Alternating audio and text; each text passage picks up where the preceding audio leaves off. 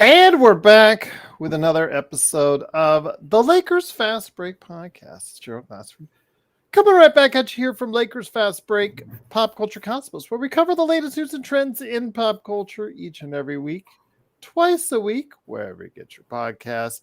Inside Sports, Fantasy Football. We just dropped another episode in time for your last second fantasy football drafts because the NFL season starts tomorrow, Thursday, right there for you. So go ahead and check out our last minute advice, plus also as well some picks for week one, right there for you at Inside Sports Fantasy Football. I will also go ahead and give a big shout out to our members. Absolutely great to have them all a part of what we're doing, including Xbox, of course, Down Under, Bloodhound, Richard Villarreal, if I can say that correctly. Sorry, Richard, my bad. Sports Baby. Got to roll my R's better than that. But big shout out to all those great members. Truly cannot thank you enough. And if you want to be a member, please go ahead.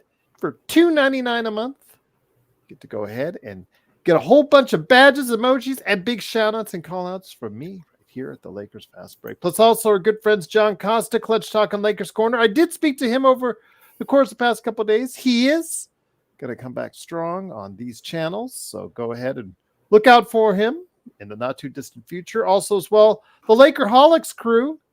I know Laker Tom is having issues with the website, Lakerholics.com, but hopefully he's got that alleviated. And also as well, hopefully he and the gang will stop by as it gets closer to training camp in early October. So hopefully he and the Lakerholics crew will come on by right here for this weekend. Also as well, of course, our good friends Empire Jeff TV, Lakers in 5. Of course, John McCalian channel and Daniel Barry Sports Highlights. Yo! Also Stone Hansen at report_court. All of our good friends, please follow and support all of them.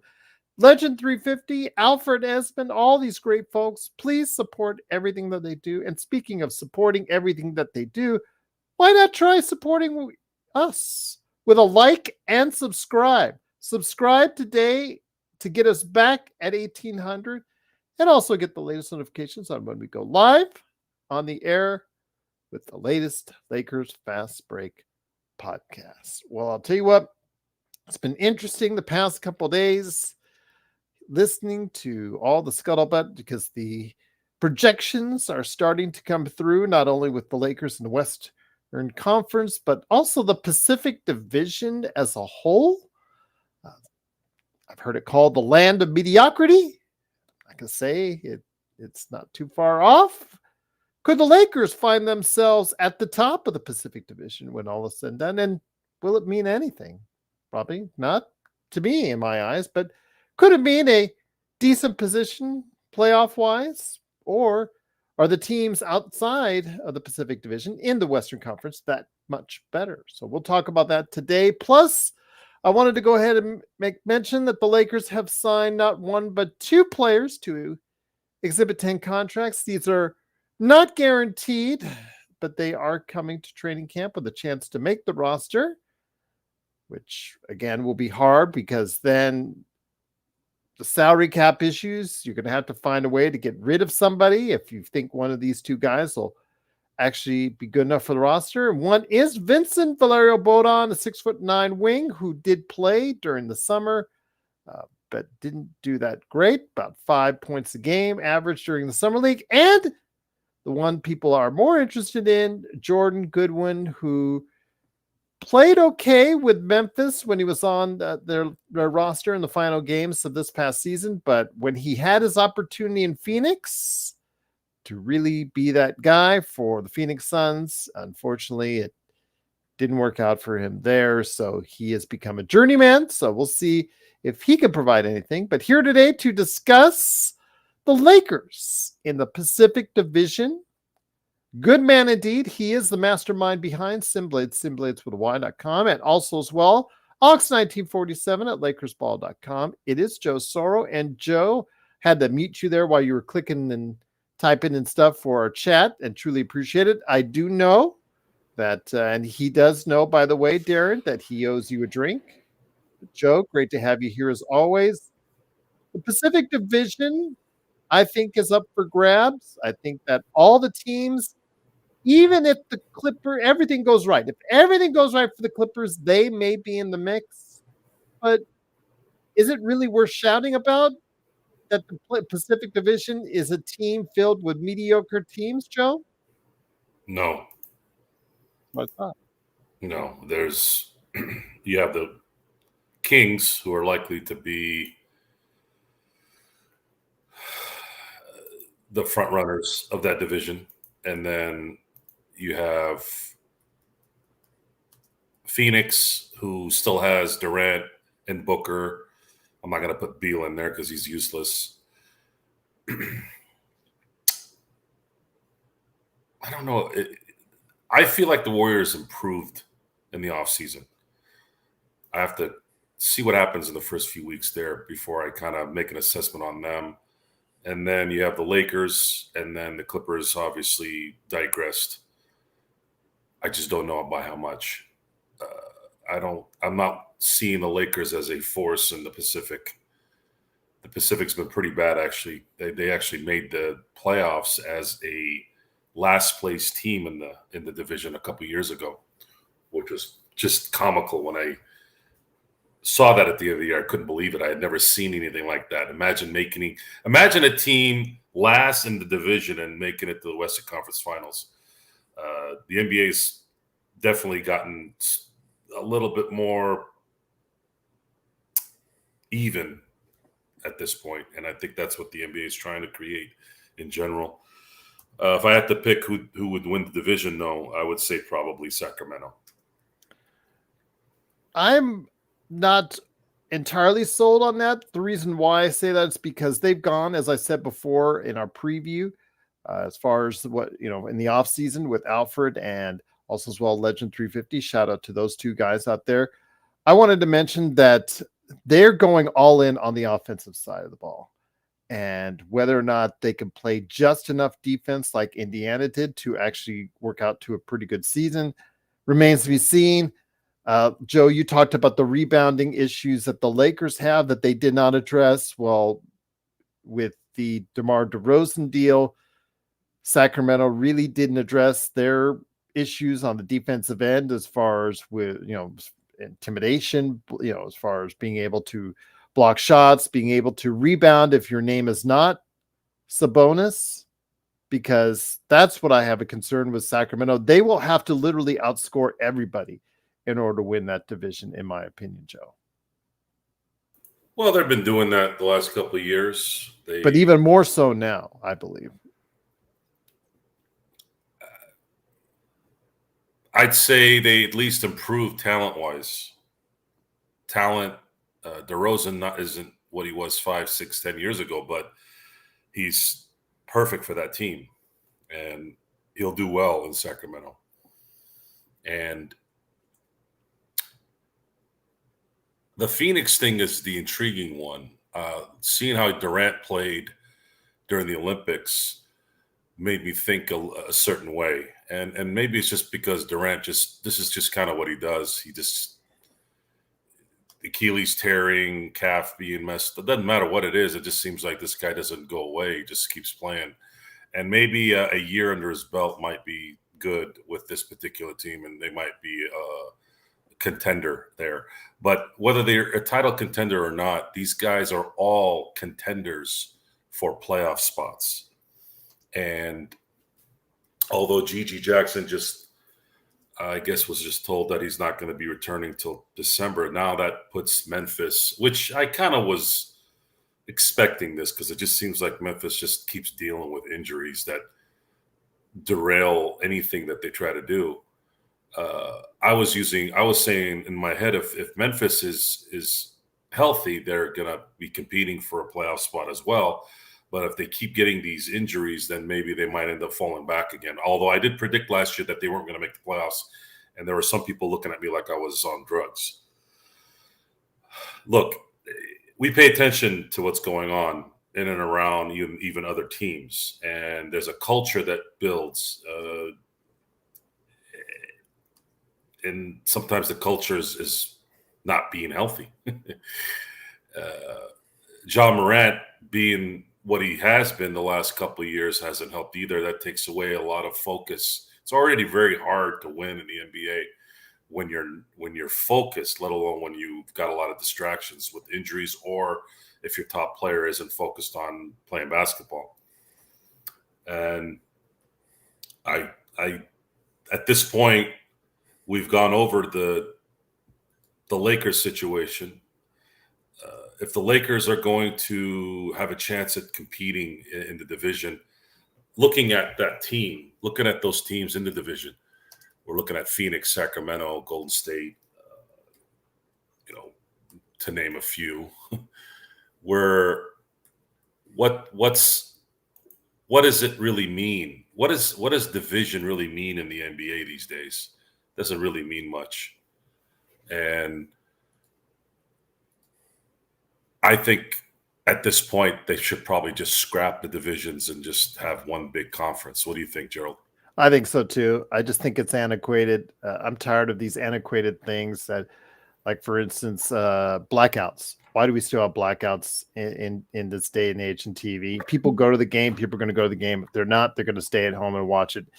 It just same thing with the divisions, like you're talking about. It's antiquated. It's from a era gone by, and now that you made it virtually irrelevant to win the division, and rightly so, a winner of a division, Joe, should not get an automatic bid to the playoffs. It should not happen. Like, we talk about in the NFL, we've seen teams like back when it was 16 games, 7-9, be getting a home game in the playoffs. And I'm asking myself, why in the heck does this happen? This is just awful. Or we see like under 500 bowl teams going to a bowl game because they couldn't get anybody else. It's ridiculous, Joe.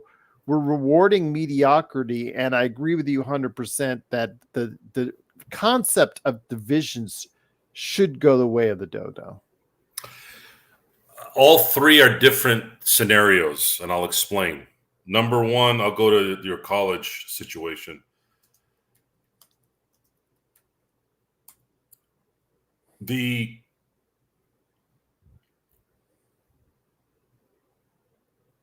only reason why they have college bowl games is to make money. That's all. Yeah, and I get that. And if it's the NCAA is just all about money. Yeah, and the NCAA, although there's a lot of fundamental things that I agree with in how to police the game, their power hungry, totalitarian type attitude is what brought them to this current setup now with the NIL and all that. It's always the extreme with a lot of these people because they get power hungry, they get money hungry, and they want to control it, and they want to be able to force anything and everything their way. And that's kind of the extreme, using the college bowl situation. And then I'm not a fan of the 12-game or 12-team playoff either. I think I don't think. That's too many. You're asking college kids that are trying to do their finals, that are working in and around Christmas. It's too many games. It's starting to turn into the NFL. And that's also something that greed is creating. 12 games should be a cap for these teams. And I always like the fact that the regular season mattered in college football. And right now, it doesn't. Now it doesn't matter. Now FSU would have been out by now, going 0-2. Now, if they run the table the rest of the way, they're going to be able to get in and, whatever, right? And a lot of people like that too. Oh, hey, Joe, we want to give him a chance. I actually like perfection. I like greatness. And moving that to the NBA setup, there used to be a time where the divisions mattered. And they even fixed one of the bigger problems with the division. And then they just kept making it worse and worse and worse. So what I mean by that is there was a time where the division winner would get home court, and then the team that had the better record in the other division would then have to, even if they had a better record, they'd have to go on the road, and they didn't like that. But then in the first round, they solved it. In the first round, they said, no, whoever has the better record, we're going to have that team hold home court. And I thought, okay, that's kind of a nice balance. I'll go with that. Because it makes sense. Now, in basketball, because teams play each other pretty much the same, the divisions really didn't matter. At least not all the way. Now it's really gone. Like now it doesn't matter at all. But there was a time where that mattered. There was a division, there was divisional rivalries that you wanted to watch, that you knew that teams would play a little harder against Sacramento, harder against the Suns, the Clippers. And then that has a meaning, much like the NFL. The NFL, a 7-9 team in, let's say, the AFC North, for example. The AFC North is the most competitive division of the last 25 years. And I don't think anyone would deny that. If you added up all the time that there's been 4 divisions in each conference, I think it's since 1999, I believe, 2000. You have the AFC North that's been the most competitive, and what's crazy about that is you've had the Cleveland Browns in there, which have been one of the more pathetic teams in the league. Imagine if you had switched the Cleveland Browns for, I don't know, the Green Bay Packers, right? Like it would have been not even a question at that point. And in football, it does matter because they do play more games against the division. So therefore, a 7-9 team that makes it in the playoffs in a tough division has a little merit over the team that's, let's say, 9-7 or 10 well, back then it was 9-7 and 10-6, and you have maybe an easier schedule, an easier division, and those are all different examples. They all have their own different cultures and how things work. Now, I thought of a solution for these crybaby pussies about how rigorous the schedule is. Mind you, these are assholes that are making more money than ever before, and they're complaining about more activity. The same people that are getting state-of-the-art nutrition, state-of-the-art planes, state-of-the-art workout equipment. Everything is state-of-the-art. Everything is top-notch level, and yet they're still complaining that the work is too hard.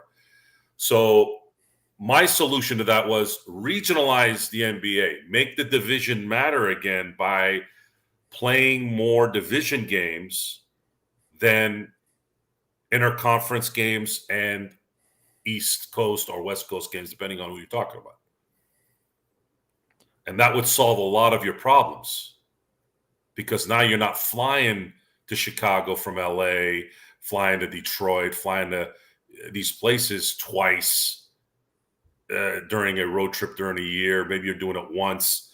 It's a lot of flying, right? Guys from the West Coast, guys from the East Coast, they're flying across the country and playing teams. Whereas, let's say those that are in the Midwest, maybe they're not flying as much because they're in the middle. But there's not a lot of teams in the middle either. In the middle of America, people don't know this, but 80% of the population is on the East Coast. And really, California holds a lot of the population on the west side, and then that's really it. Most of the people don't live on this side of the country. So looking at the divisions and making them matter, and then figuring out what that means, it's not something I think about at this point. But if I had to choose a division winner, I'd go with Sacramento. Once again, it is the Lakers Fast Break. It is Joe Soro along with me, Jared Glassford. Thanks so much again for watching, listening. Truly appreciated. I know that Xbox had a question for you in regards to something that you said in regards to the fact that people are complaining about how it is now as opposed to back then. Did you get a wind of Anthony Edwards' comments about the All-Stars from the past, particularly the 1990s, in regards to some detrimental comments, and a lot of feedback from current and former players are coming his way? Can't complain too much because our stupid head coach did the same thing. And this is what happens when someone comments about something stupid that we'll never know. We can't go back in time and really know. It's a comment that has no basis, and then there's no solution either. That's why it's easy to make that comment. It's easy to make that comment because he doesn't have to suffer the consequences of it. Michael Jordan can't play against Anthony Edwards right now. David Robinson can't play against Anthony Edwards right now. Karl Malone can't. None of these guys can play against these guys right now. So how are we ever going to know? We never will know. So that's why it's easy for him to make that comment. And most of the people that are making comments about particular eras are usually people that weren't born in the 70s. You had to have been born in the 70s to really know. Let's just stick to the 90s and beyond. Forget about the 80s for right now. If you weren't born in the 70s and you're discussing what era is better, you are a fool and you should shut up. Because I'm not talking about the 70s or the 60s or the 50s and the 40s. And I'm not also going to downgrade those guys either. I don't know how good they were. We do know that accommodations were different. We do know that they played 3 games in a row, 4 games in 5 nights, 5 games in 6 nights sometimes. But there's always an excuse, right? Because it fits that person's narrative. It gives an excuse. That's why the shitheads who comment about anything these days, they just want to throw an asterisk on it. And they'll say stupid comments. Like I always have to go back to 2016. It always cracks me up how LeBron James has every single player on both teams in terms of the main 5 statistics. And yet Kyrie Irving hits the last shot to win that series. And all of a sudden LeBron is supposed to submit that he won because of Kyrie Irving. If you watch the 2000, and I'm using that one as an example because I know some of these snot-nosed dumb shits have watched that one. I'm not just picking that because it's LeBron. I'm picking that one because it's the most popular finals of the last decade. And a lot of these schmucks were around for it, okay? So let's look at that for a second. And I want you to really, really, really focus on what I'm saying. There are morons that said that LeBron doesn't win that series without Kyrie Irving. No shit. No one wins alone. No one. And the reason why the Cavaliers won that series is because of LeBron James, if you want to pick one. Why? Look at what he did statistically and in every big moment. But people just want to dig at things that they don't like, right? I'm not a big fan of LeBron James. You all know that. Personality-wise, I am on the dark side of his white moon. Beyond different. We are different people. I don't particularly like how he operates personally. But you cannot deny greatness. You cannot deny what is. And that is something that doesn't get talked about enough. And then when you see a professional athlete like Anthony Edwards, who's got world-class athleticism, world-class talent, say something so stupid, it just adds to the fact that these guys are hard to cheer for, and it makes you want to turn off the TV. And what someone should have said to Ann is, you need to focus on winning the series you're supposed to win. Because I keep hearing about, and I'm not picking on just him, I'm picking on everybody. I keep hearing about how Ant-Man is it, and he's this guy. Guys, I haven't seen shit from Ant-Man that describes him as being that guy. He's immensely talented. But he's not that guy. And I don't know if he ever will be. Sorry, folks. I don't see it.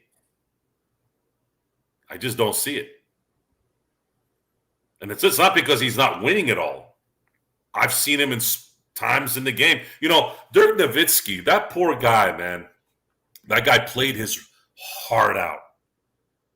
He killed himself for years. He won one title, but when you watch him play, you knew that Dirk was killing himself to play unbelievable basketball. You know, this doesn't get talked about a lot. You know how we have a lot of good things to say about that 2014 Spurs team. It was the best fundamentally sound team I've ever seen in my 33 years watching basketball. And I'm not the only one that knows this. That was the most fundamentally sound basketball team I had seen.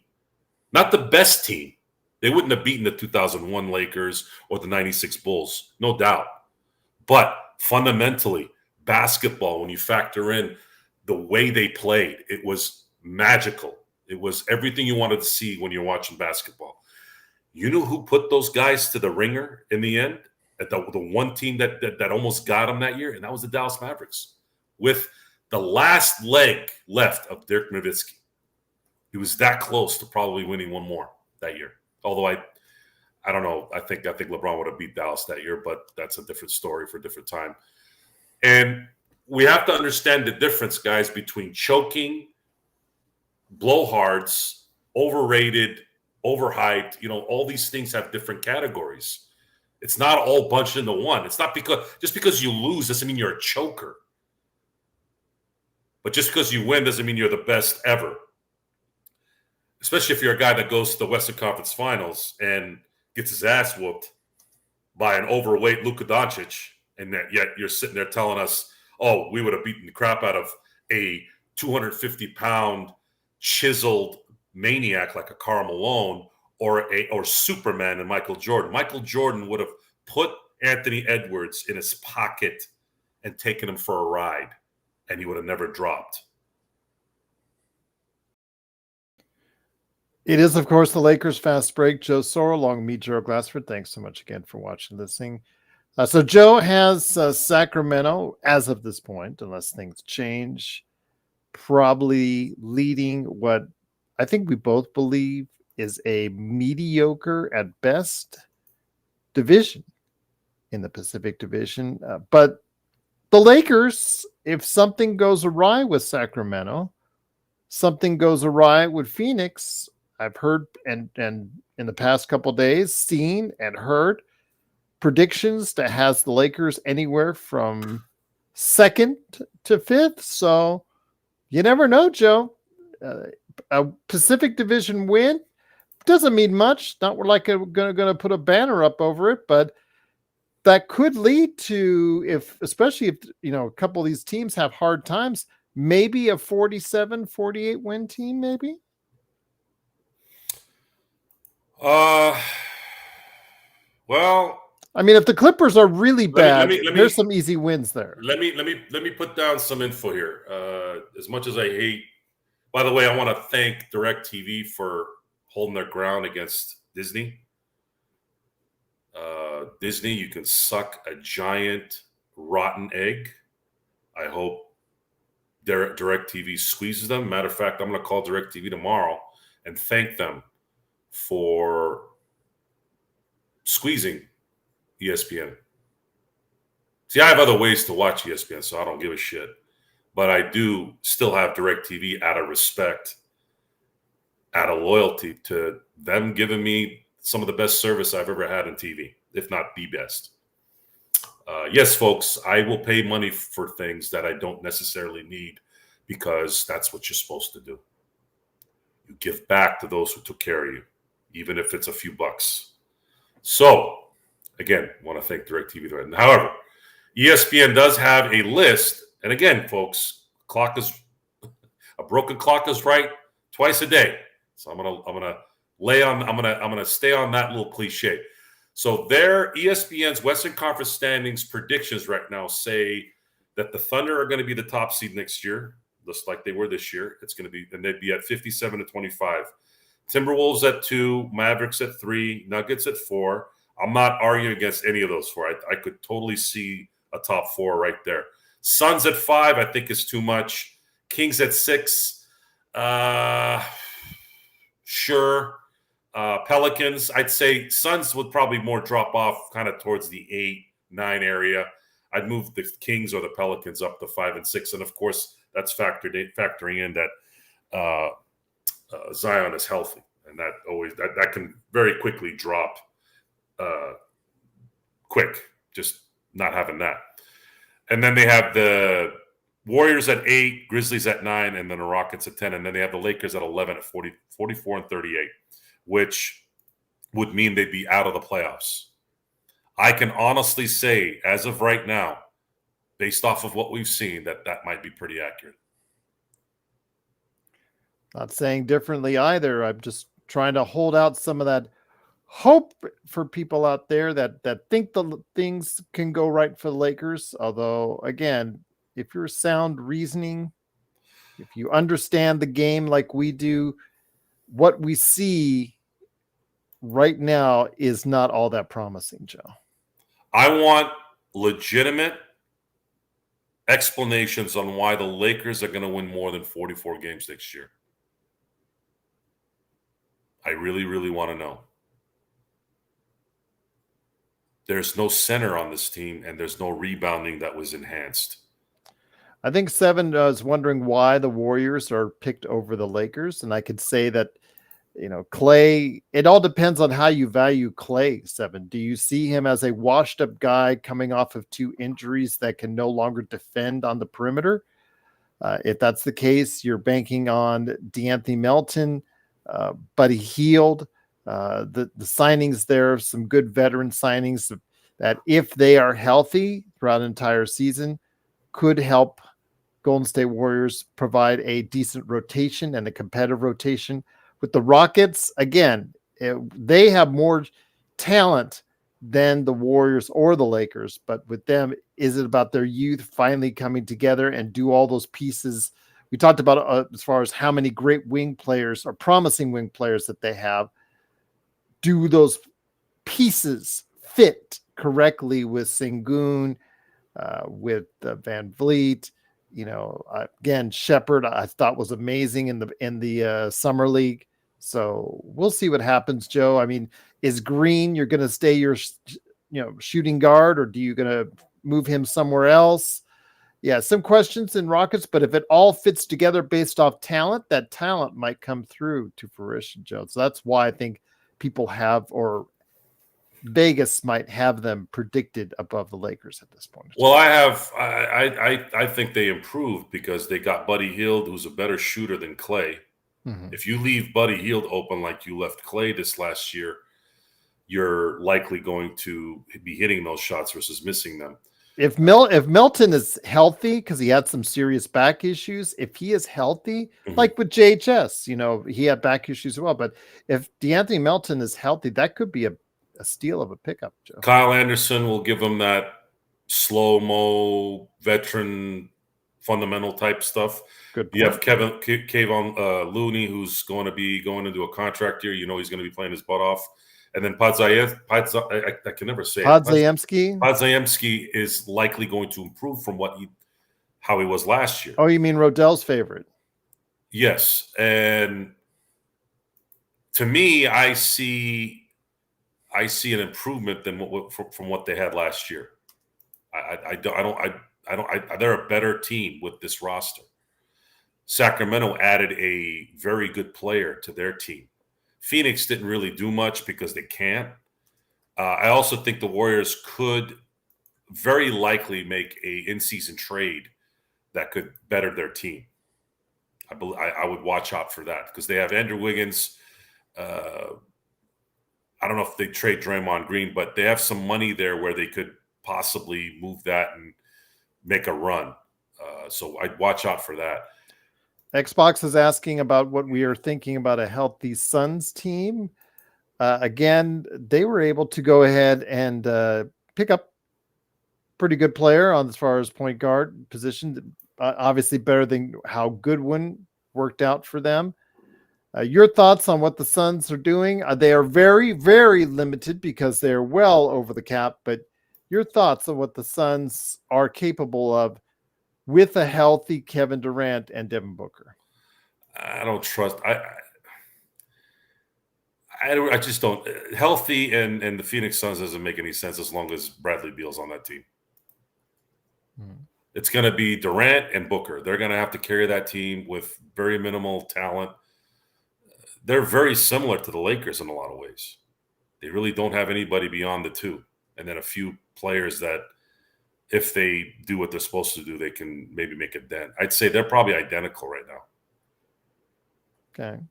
It is close in my opinion as well. Again, we'll have to see how that works out. Tyus Jones, could he be the answer? I mean, he signed on I think he signed on a minimum, but he comes to the Suns, could solidify at something for their rotation, which is, again, a team that has suffered a lot of turnovers.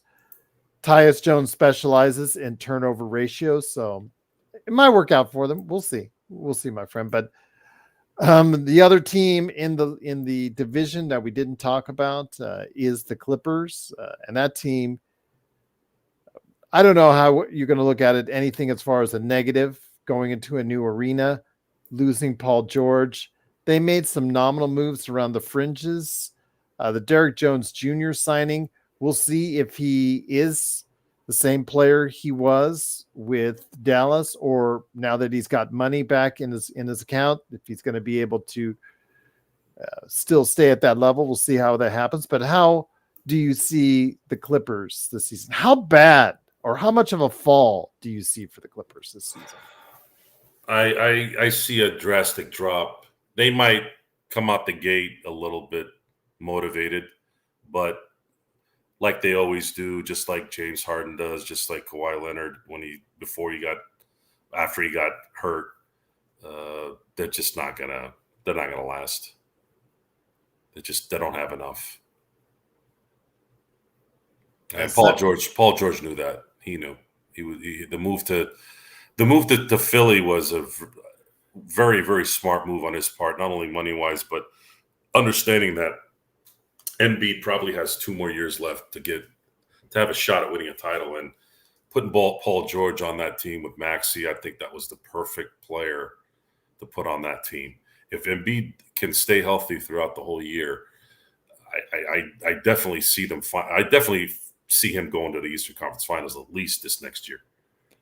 Thought it was so funny, Joe. Today's signing we talked about, as far as for the Lakers are concerned, Exhibit 10. Guess who else was out there looking to try and get a spot on a roster? None other than THT, as he did sign today with the Bulls. I'm not sure if it was guaranteed or not. I have to look that up. But funny how times have changed and how Alex Caruso could be or end up being a key part of the Oklahoma City surge, and THT might not even make an NBA roster.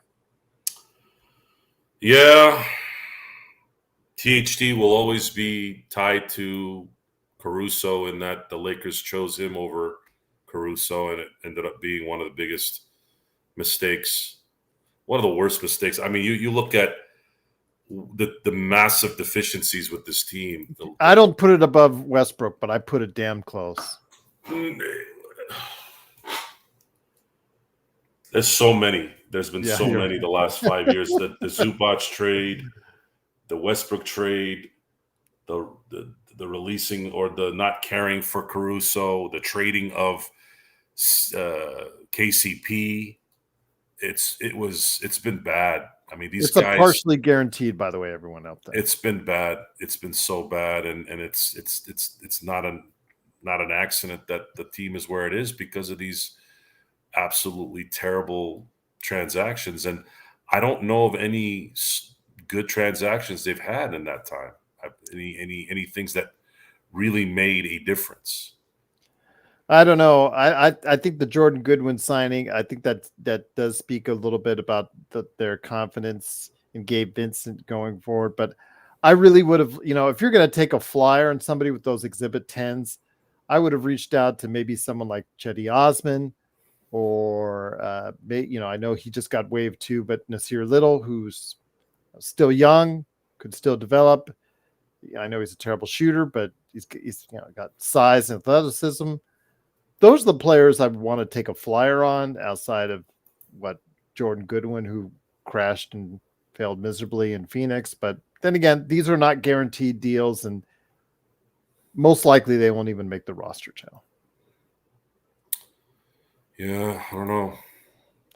There's just not very many options for the Lakers right now. No, there's no options because the system isn't allowing it either. It's so bad. I don't even know what. I just don't know what to do. What can you do? What can you do when you can't do anything? What enhancements can this team make? And they can't. They can't. They put themselves even in a situation where they can't. Even if they wanted to, they can't. There's too many people on the roster. And the only way they can get rid of some of these guys is if they attach a draft picks, which they don't have. They can only give away 2 at the maximum of 2. The NBA has put the clamps on any creativity in the NBA. You have to go with. They have socialized the NBA so bad that the only way that it's not completely to that degree is, we do give out all these millions and millions of dollars and no one's going to complain at that, right? They don't care. They're getting their money. But the teams are going to be mediocre. You're going to have the top one, you have 10 teams now, quote unquote, making the play-in and the playoffs. And they're all going to be these mediocre 44 and 39 teams, 44 and 38, whatever. And that's what you're going to start seeing now. You're going to start all these things that we were complaining at the beginning of the show where how are these 500 teams going to benefit? That's what you're going to start seeing. You're going to start seeing 44 to 49 win teams be from seed 1 to seed 8 or seed 9 or seed 10. Once again, it is the Lakers Fast Break. It is Joe Soro along with me, Gerald Glassford. Thanks again for watching this thing. Become a member today for just $2.99. Get some badges, emojis with us on it. There you go. A lot of cool stuff there for you. Plus, also you get big shout outs from us each and every episode right here at the Lakers Fast Break Podcast for only $2.99 a month. And so we build up our membership queue. YouTube is liking that from what I hear. Say thank you, Gerald, for doing that. Truly appreciate it, but we truly appreciate you. And Joe did not forget the drink he promised Darren, I believe, before the end of the show. So I will say this, Joe. I mean, Golden State, the only reason why I think that people are picking him above the Lakers because they have a deeper roster of players who can play at the NBA level than what the Lakers have. Lakers have so many question marks after player number 5, including Dalton Knecht, including Max Christie, including Hayes and Wood, and just the rest of the roster after player number 5. So with that, Joe, again, it doesn't surprise you and I that Vegas and a lot of other betting industries out there are picking the Lakers not to even make the playoffs, but all the Pacific Division teams to not really compete very highly in the Western Conference. I don't know why that would be the case. Looking at some of the predictions, you have 1, you have 2, you have 3. You have 3 of the teams in the Pacific that are going to be in the top 8. Mm-hmm. It's, I guess, pretty good. I mean, when you talked about possibly the leading Pacific Division team, maybe being 6th, that's a concern, Joe. I mean, for the most part, the Pacific teams teams may beat themselves up and just to get 44, 45, 46 wins. I'm going to be paying attention to that. I haven't really figured out where my head is on that yet. Mm-hmm. I really don't. I haven't thought about it enough. You still got time. But it doesn't matter. The divisions just don't matter. It's getting worse and worse. It just doesn't matter. If it would matter if they played their division rivals more during the year. I'm surprised no one has ever brought that up. There was a time where they played teams 6 times during the year, didn't they? In the 80s? Yes. Why did they stop that? I'm assuming for travels, logistic, cost reasons, When and you look at maybe the expansion of the league as a whole. But I would think it'd be easier. Think about it for a second. Imagine if a team, because the divisions are even, there are 5 teams in each division. There are 3 divisions in each conference.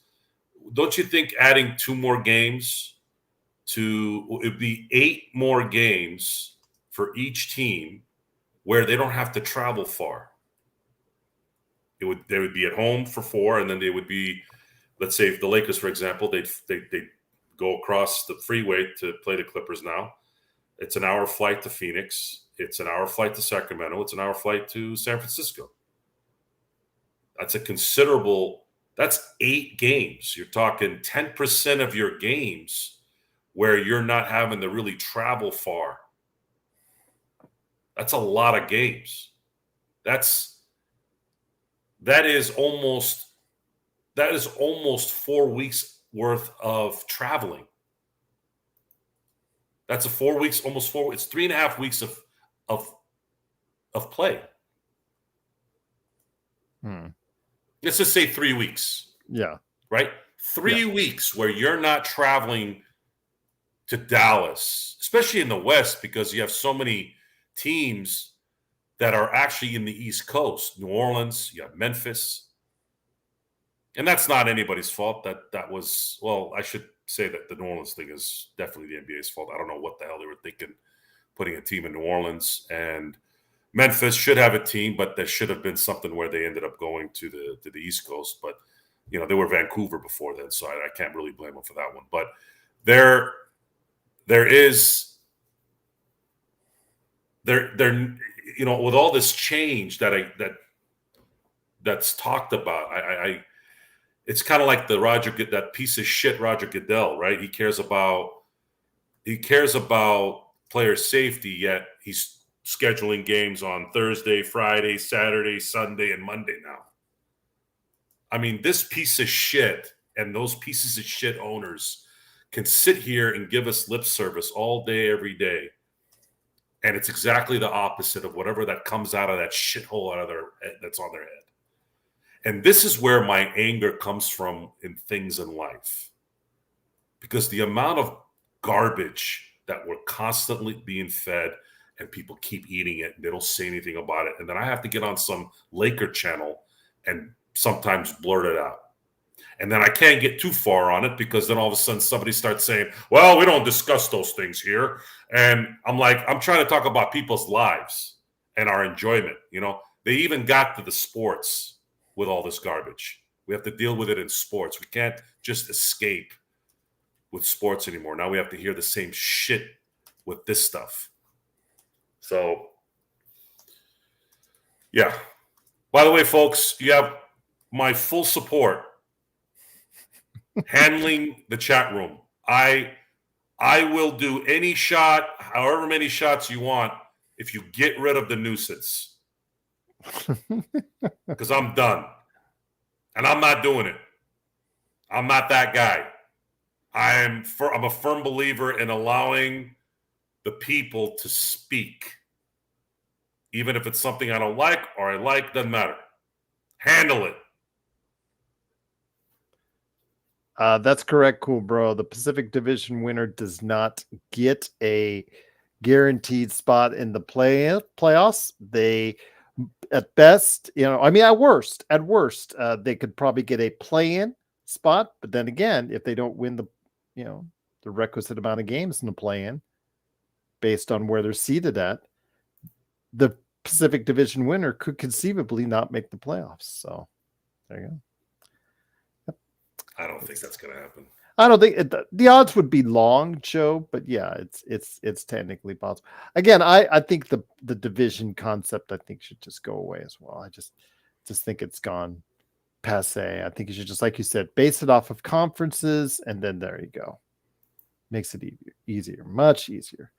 7 Grand says Lakers got 2 of the best players at important positions. We got a better coach than Ham, and I think we'll be better than last year.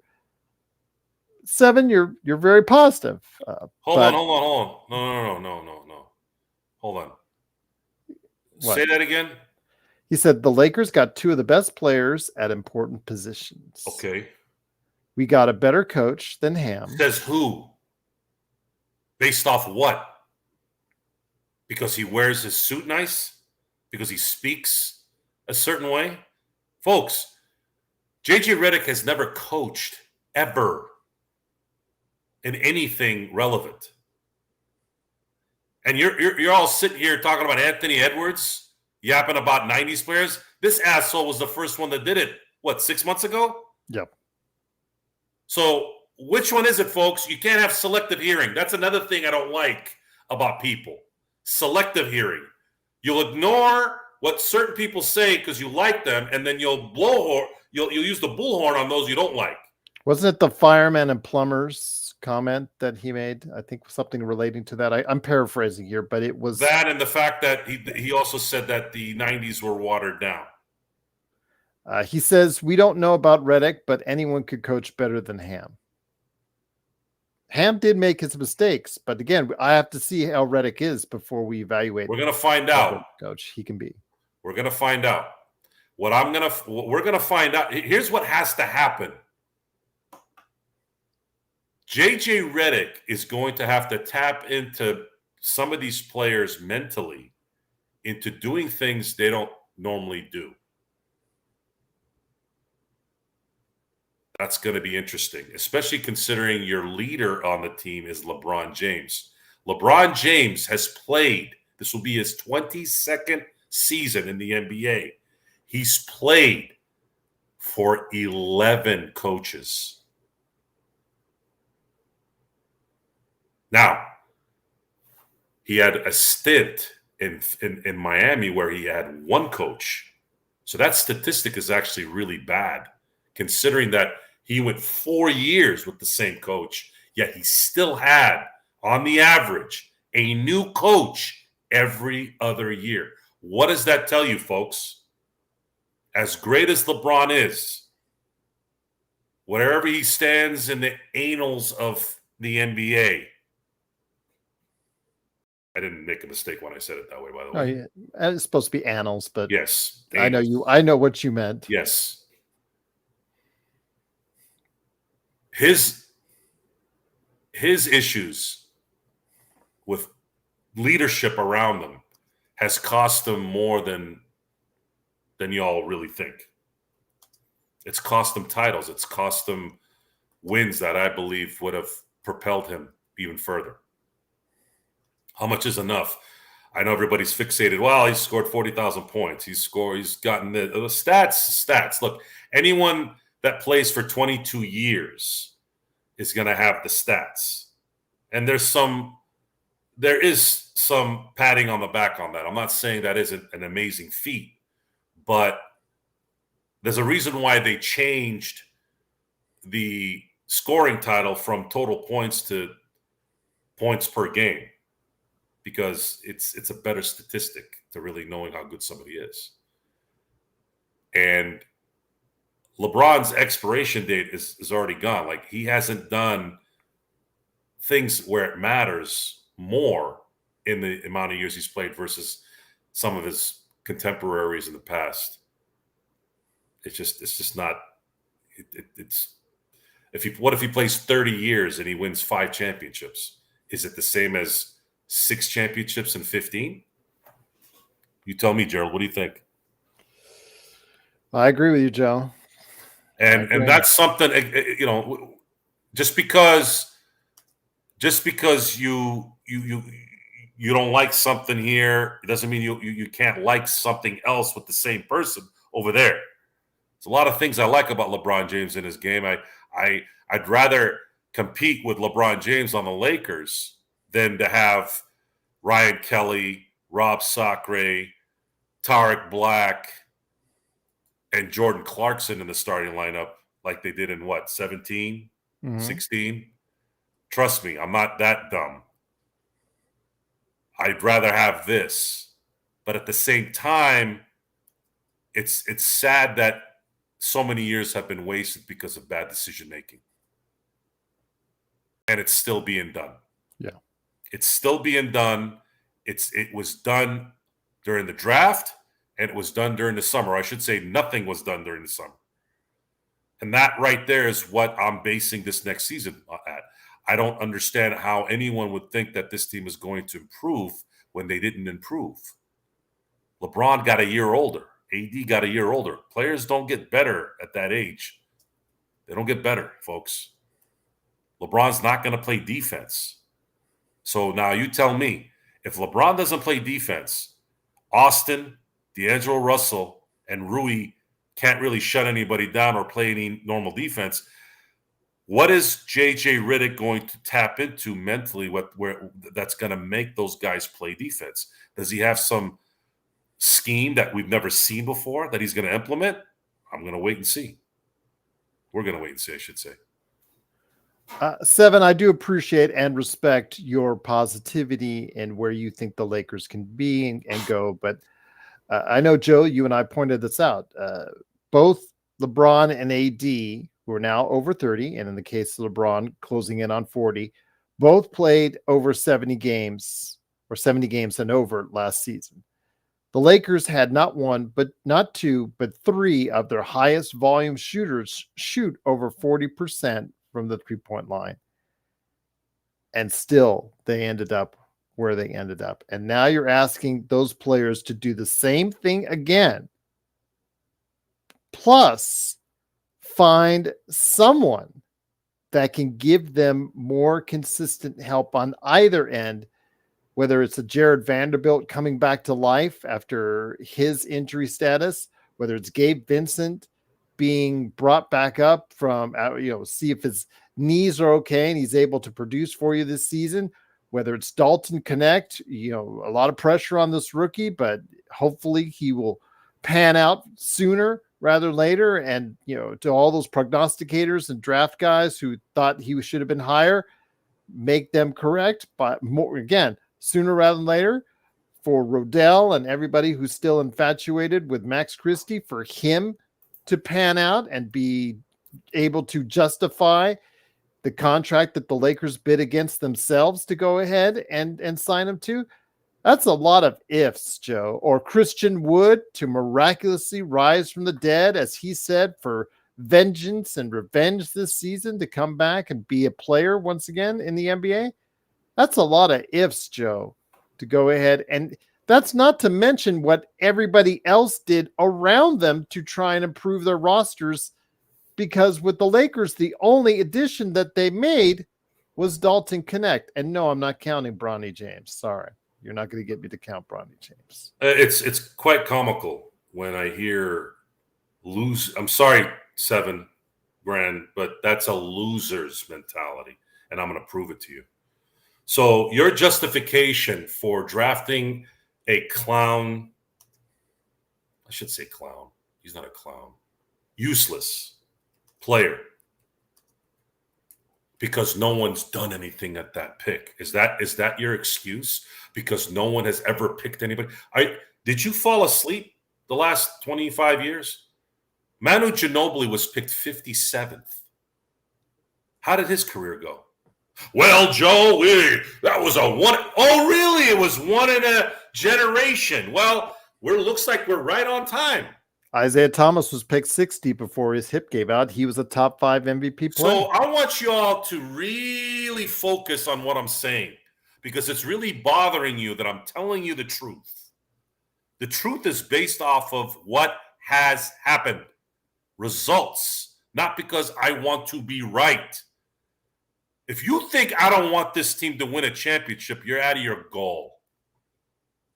I want someone to explain to me how a Nimrod like J.J. Riddick, who insulted the Jerry West era of players, by the way, that includes Wilt Chamberlain, Bill Russell, Elgin Baylor, Oscar Robinson, and then insulted the greatest athlete of the 20th century by calling his decade watered down, a guy who's never coached in the NBA, all of a sudden is going to come to LA and tame one of the worst coach killers in the history of sports in LeBron James. All the while, not improving in any areas that you needed improving. The Lakers hit their shots last year. The Lakers stayed healthy last year where, in terms of Anthony Davis and LeBron James, where did it get them? The freaking play-in. Same damn place they were before. And now I'm supposed to think, well, they're going to play better, Joe, because they got J.J. Redick now. We don't have Darvin Ham. What's going to happen after that? Are you going to blame the Tooth Fairy after that? This is about talent, folks. The NBA is about talent. And right now, the Lakers don't have anyone that can freaking rebound except for one freaking guy. That's it. One. And he's been neutralized by the elite teams. So now what? Is LeBron going to start rebounding now this year because J.J. Redick's the coach? Is Max Christie going to hit open shots now because he doesn't have to side-eye Darvin Ham with his hands in his pockets? The questions are there. We're going to see what the answers are. God help you all if the Lakers are 10-13 coming out the gate. God help you all. Because if you think I'm bad now, your Genie and the Rob Pelinkas and all these assholes are going to get it even worse than I've been giving it this summer. Because I'm tired. I'm tired of this trash. I'm tired of just mediocrity. I freaking hate the fact that you have the number one basketball team that's ever existed on this planet being operated like a two-bit sideshow garbage of a team. Because you have an inept owner, a stupid GM, and a freaking star player that's dictating how to create a families matter atmosphere when we're supposed to be winning championships. All that, and I have to watch the Celtics play basketball the way I like teams to play basketball. That's the ultimate. And so I think that's probably where my anger is from. I've had to like the Celtics this year. All I'll say is this, Joe. Again, as I tell people time and time again since it happened, 9 out of the last 10 picks at number 55 have not gotten a second contract. Only one. I think it's Wiggins in Oklahoma City. So the odds are severely against Bronny from succeeding in the NBA. It's like a one contract and done type deal. I will say this. If there's anybody that succeeds in the NBA that was picked later or was undrafted in the NBA in this draft that succeeds in the NBA, then you're going to hear about it from us. You're going to hear about it loud and clear from us. You're going to hear about it continually from us about how the Lakers prioritized Bronny and that experiment as opposed to someone who could have helped the Lakers more. But again, we don't know that, so we'll have to wait and see how this pans out. But yeah, the odds of Bronny James being a contributor in the NBA are very, very long, Joe. Very long. It's just no. There are times I get off air and I'm, God, man, I can't even listen to the show afterwards because I can't even stand listening to myself. But it comes from a legitimate place. It's not coming from fluff. It's not coming from trying to create friction so that I can get more attention. This is coming from irritation. We talked Sunday, brought up the Dodgers winning the World Series, and I've worn out Empire Jeff a little bit on this. I could feel it in his text messages sometimes because he's so positive. But Bobby Miller came out today to pitch, and my first instinct was, oh shit, right? Like before the game even started. Angels played T-ball today. And Angels looked like the freaking 98 Yankees today. For the first time. They scored 5 runs in the first inning for the first time all year. Yep. Okay? Out of all the games to do this, it had to be against the Dodgers. Why? Because you have a stupid manager with terrible decision-making. All in the name of, well, they're trying to get to the playoffs. It's always an excuse. It's always an excuse. Folks, if you go ask the greats where they became great, you know where they became great? They became great in practice. They became great in game 77, game 62, game 114. And it's for some reason no one gets it because no one knows greatness. No one gets it. And unfortunately, I've never had the athleticism to have a chance to do any of that. But when you study the Kobe Bryants, the Michael Jordans, the Barry Bonds, even before his steroid situation, you see about what these guys did, and it's different. And maybe I'm asking too much. Those guys are 1 in a billion type people, but I would like to think that if you're in a position where you're the LA Lakers or the Dodgers and you have an abundance of resources and you have every bit of notoriety that you've built, how do you not continue to use that instead of degrading it? It's just sad.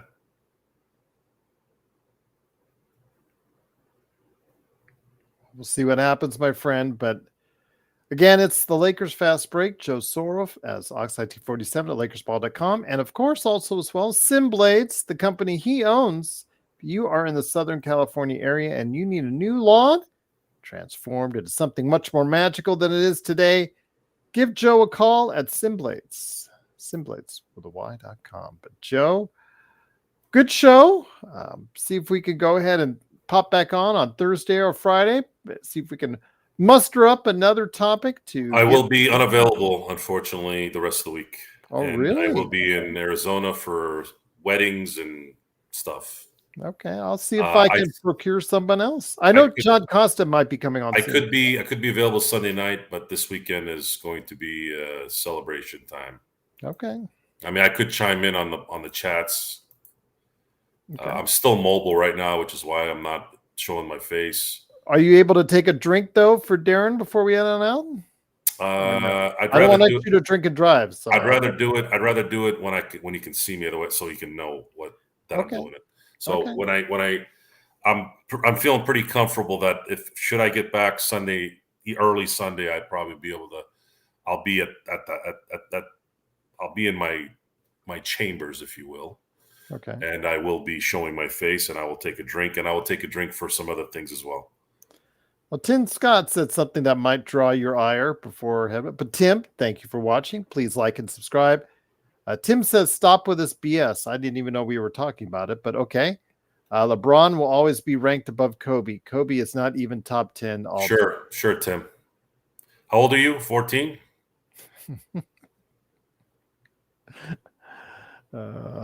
Again, that's always the debate, always the stuff that goes on. Kobe, LeBron, MJ, all the stuff as far as the it is what it is.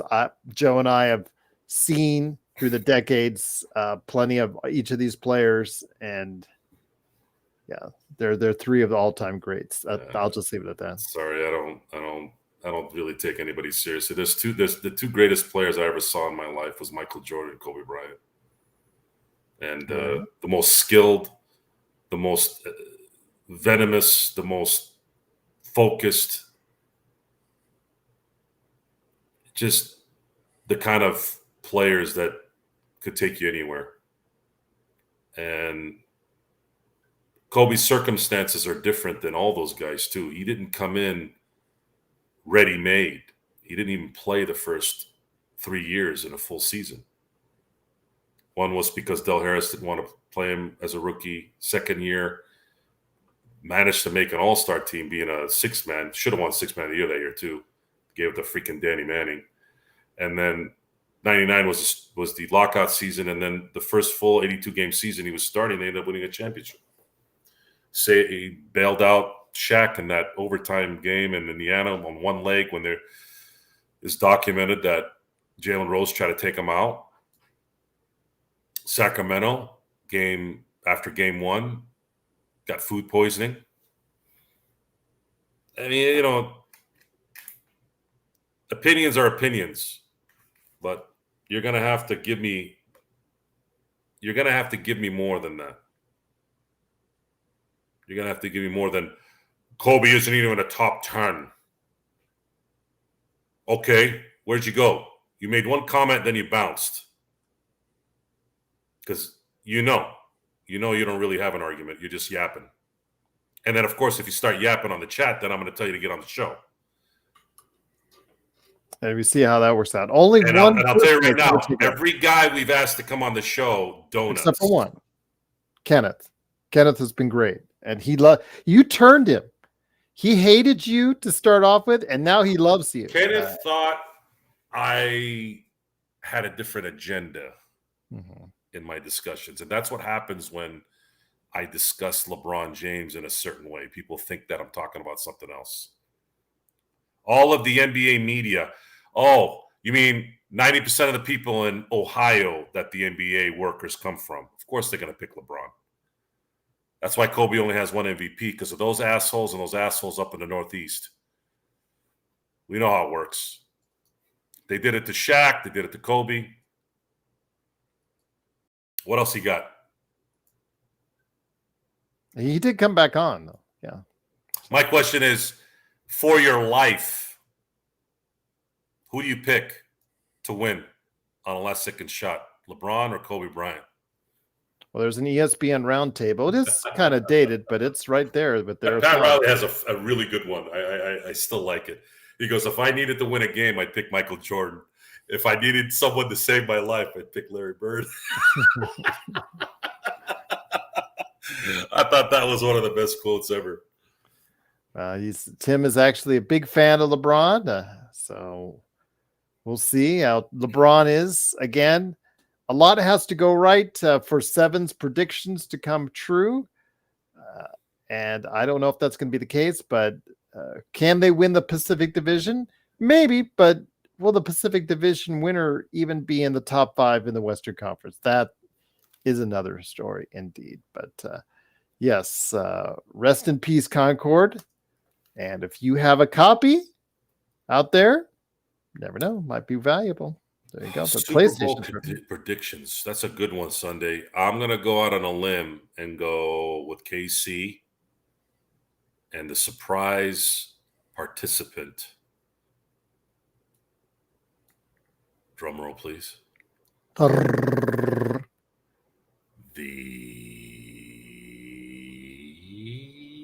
Detroit Lions. Knew you were going to say that. And they're going to get smacked by the KC. They're going to get smacked by KC, too. I'm going to say the Bills and the Lions. No. Oh, I see you say no. I say, yeah, maybe. I don't know. I'm going to say the Chiefs are good, but I think the Bills are going to hit a skid again, and then McDermott's going to get fired, and Ben Johnson will be the head coach of the Bills. You said that the other day. Yeah, we'll that's see. my prediction. Or Allen could be the MVP. We'll see. That's good. Good.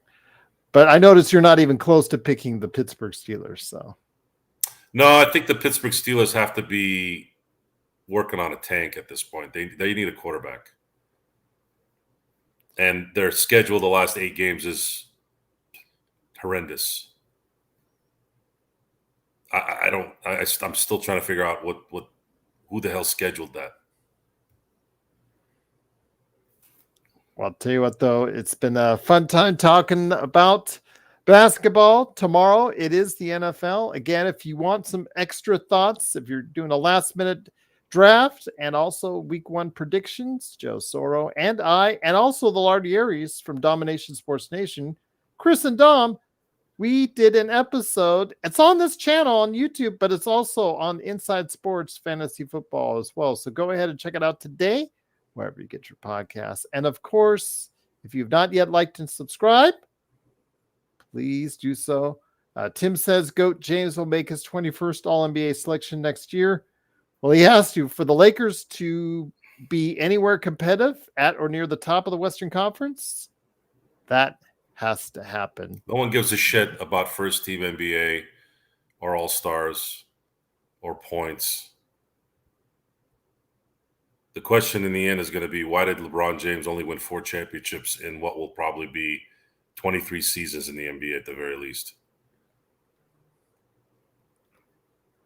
Well, on that note, that's 19 seasons, folks.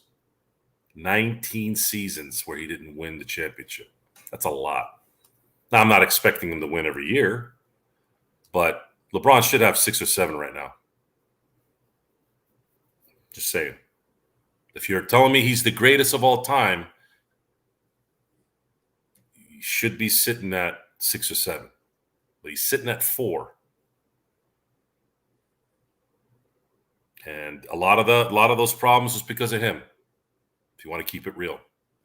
Actually, somebody triple dub just came in. Thank you for joining. Please like and subscribe. He said the Lakers are awful, and it's because he's the problem. He is one of the problems. And again, it's important to understand, folks, it's very similar to a parent and a child. If you let the child dictate terms as the adult, it's your fault. A child doesn't know any better. A child is a child for a reason.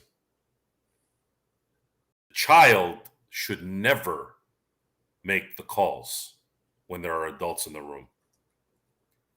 Now, you consider an opinion, you consider a discussion with your children. I'm not saying you shun them, but real life, real decisions is an adult thing, not a child thing. And I can go into a whole different stratosphere on that one. And I'm going to win that. I'll win that all day. That you have zero chance at winning on that one because I got the receipts in the other room. And you'll see them get larger like the CVS receipts in the next 10 years.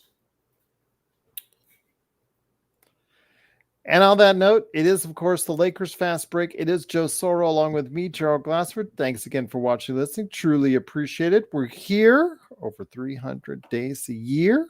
300, well, at least 300 shows a year. So hopefully you'll be able to be a part of it. Again, big shout out to our members. Only $2.99 a month. Xbox, of course. We've got so many great members right now, including Xbox, Bloodhound, Richard, and Sports Baby, all greatly appreciated. And again, if you want to go ahead and get access to those special emojis, badges, and also big shout outs from me, $2.99 a month indeed. But it is, of course, the Lakers Fast Break. Joe, you're off to go and party. So before you do, any last thoughts before we head on out? Last thoughts is we're a month away from things starting to happen. Training camp. And we were very positive last year. I remember. We were excited. We were. And it's complete 180 now. With virtually the same roster, Joe. I'm gonna see what transpires here. Prince for Connect. That's it. Same roster. Yeah. And then you signed a player who hasn't shown anything for a lot of money.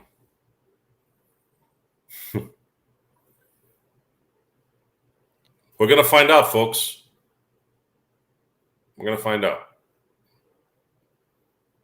And that's all I got to say right now. And that's all I got to say about that. All you got to say about that. But it is, of course, Joe Soro, Oxide247 at LakersBall.com, and Simblades, SimBladesWithAY.com. I will try to make more shows during the interim while Joe is away. Or if not, John Costa, I'll check to see if he's got something planned. The Lakerholics got something planned. We'll always have something on tap for you. We'll go ahead and make sure we've got some type of shows in the interim while Joe is away. And make sure you get your fix, your regular fix of Lakers talk that no one else does better than right here at the Lakers Fast Break Podcast.